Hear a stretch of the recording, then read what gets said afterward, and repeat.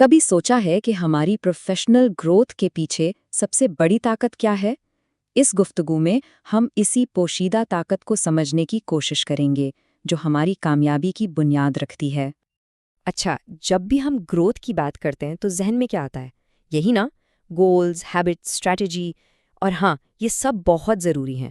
لیکن کیا ہو اگر میں کہوں کہ سب سے بڑا ڈرائیور کچھ اور ہے، کچھ ایسا جسے ہم اکثر بالکل ہی نظر انداز کر دیتے ہیں؟ تو وہ اصل جواب ہے ہمارے آس پاس کے لوگ۔ جی ہاں، وہی لوگ جن کے ساتھ ہم اپنا زیادہ تر وقت گزارتے ہیں، اصل میں وہی ہماری ترقی کی رفتار اور ڈائریکشن دونوں طے کرتے ہیں۔ تو چلیں اب ایک ریالٹی چیک کی بات کرتے ہیں۔ ہمارا پروفیشنل سرکل، چاہے ہمیں اس کا احساس ہو یا نہ ہو، ہر لمحہ ہمیں شیپ کر رہا ہے۔ یہ خاموش لیکن بہت ہی گہرا اثر ہے۔ یہ بات شاید سننے میں تھوڑی سخت لگے، لیکن اسے سمجھنا بہت ضروری ہے۔ ہمارے ارد گرد جو لوگ ہیں نا، وہ یا تو ہماری گروتھ کو فیول دے رہے ہیں یا پھر خاموشی سے اسے ختم کر رہے ہیں۔ کوئی بیچ کا راستہ ہے ہی نہیں۔ دیکھیں، ہم سب کو یہ سیلف میڈ ہونے کا آئیڈیا بہت اچھا لگتا ہے، لیکن سچ تو یہ ہے کہ کوئی بھی اکیلے گرو نہیں کرتا۔ گروتھ ہمیشہ ایک ماحول میں ہوتی ہے، ایک ایسا ماحول جو ہماری باتوں سے، ہماری ایکسپیکٹیشن سے اور ہماری کلیکٹیو انرجی سے بنتا ہے۔ یہاں ایک بہت اہم بات سمجھنے والی ہے۔ ہماری روزمرہ کی جو باتیں ہیں نا، وہی آہستہ آہستہ ہماری اندرونی آواز بن جاتی ہیں۔ اگر آپ کا ماحول صرف شکایتوں، بہانوں اور مایوسی سے بھرا ہے تو آپ کی سوچ بھی ویسی ہی ہو جائے گی۔ لیکن دوسری طرف اگر آپ کی گفتگو آئیڈیاز، لرننگ اور ایکشن کے گرد گھومتی ہے تو آپ کی سوچ خود بخود گروتھ کی طرف چل پڑتی ہے۔ اس بات کو ذرا پھر سے سوچیں۔ ہماری گفتگو ہی وہ سانچہ ہے جس میں ہماری سوچ ڈھلتی ہے، یہی ہماری ترقی کی بنیاد ہے۔ اور دوسرا اصول ہے انرجی کا۔ انرجی ایک ایسی چیز ہے جو کنٹیجس ہوتی ہے۔ اسے پھیلنے کے لیے آپ کی اجازت کی ضرورت نہیں ہے۔ آپ بس ایک ماحول میں موجود ہوتے ہیں اور وہاں کی انرجی کو ابزارب کر لیتے ہیں۔ ہائی انرجی ماحول مومنٹم بناتا ہے، جبکہ لو انرجی ماحول سستی اور جمود کو نارمل بنا دیتا ہے۔ تو اپنی انرجی کو مینج کرنا یہ کوئی سیلفشنس نہیں ہے، یہ ایک اسٹریٹیجک فیصلہ ہے۔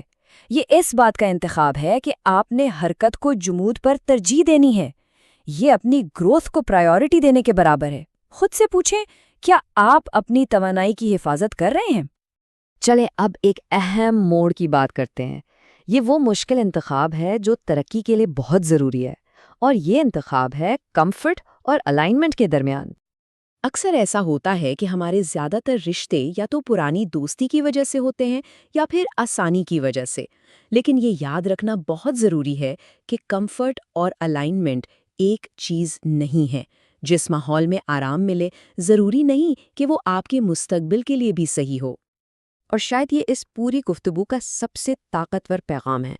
کبھی کبھی آگے بڑھنے کے لیے ان جگہوں کو چھوڑنا پڑتا ہے جو آپ کے ماضی کے لیے تو ٹھیک تھی، لیکن آپ کے مستقبل کی تعمیر میں مدد نہیں کر سکتی۔ تو اب وقت ہے ایک کوچنگ مومنٹ کا۔ اب ہم صرف تھیوری کی بات نہیں کریں گے، بلکہ اس پر غور کریں گے کہ ہم جان بوجھ کر اپنے ماحول کو ڈیزائن کیسے کر سکتے ہیں۔ اپنے سرکل کا آڈٹ کرنے کے لیے خود سے یہ 4 سوال پوچھیں۔ پہلا، کون ہے جو آپ کو گہرا سوچنے پر مجبور کرتا ہے؟ دوسرا، کون ہے جو آپ کی گروتھ کو سپورٹ کرتا ہے؟ تیسرا، کس کی وجہ سے محنت کرنا نارمل لگتا ہے؟ اور چوتھا، سب سے اہم، کون ہے جو آپ کو آپ کے ماضی سے باندھے ہوئے ہے؟ اور ایک بات صاف کر دوں، اس کا مطلب یہ ہرگز نہیں کہ لوگوں سے رشتے توڑ دیں۔ اس کا مطلب یہ ہے کہ آپ سوچ سمجھ کر فیصلہ کریں کہ اپنا قیمتی وقت اور انرجی کہاں لگانی ہے۔ یہ پرائیورٹی سیٹ کرنے کا نام ہے۔ اب آتے ہیں اس گفتگو کی آخری اور سب سے اہم لیئر پر۔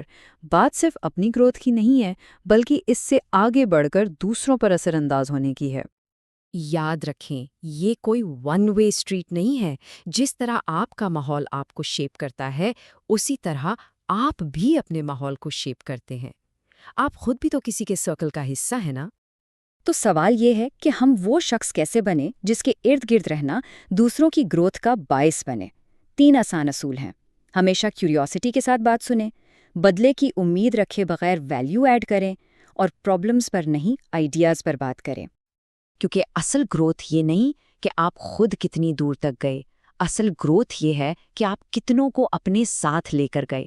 تو آج آپ کس کو آگے بڑھنے میں مدد دے رہے ہیں؟